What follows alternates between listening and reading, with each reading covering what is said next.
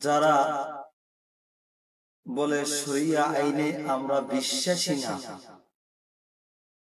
এবং যারা বলে যে শান্তির ধর্ম বৌদ্ধ ধর্ম, এই সব বক্তব্য যারা দেয় তাদেরকে আমি বলি গণ্য মূর্খ। এই জন্য বললাম এই কথাটা, এই সমস্ত বক্তব্য যারা দেয় আসলে তো তাদের ন্যূনতম জ্ঞান নেই বিদায় বলছে।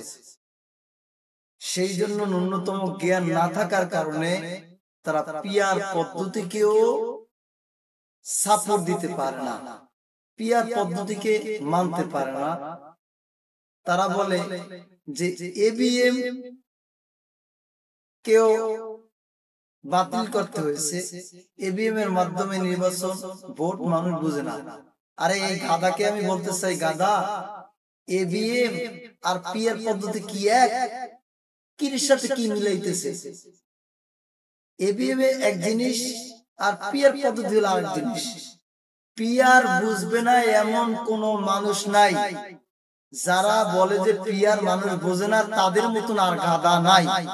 কারণ পিয়ার পদ্ধতি এই দেশের 72% মানুষ তার সাপোর্ট দিচ্ছে পিয়ার পদ্ধতির পক্ষে।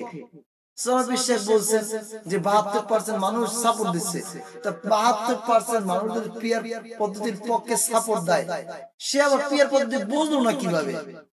হ্যাঁ, ওই সমস্ত লোক তারাই পিয়ার পদ্ধতিকে সাপোর্ট দেয় না যারা দুর্নীতি করে, দখলদারি করে এবং নির্বাচনের কার্ড বাক্স কারচুপি করে ক্ষমতার জোরে, ক্ষমতার বাহাদুরিতে তারা ক্ষমতায় আসতে পারবে না।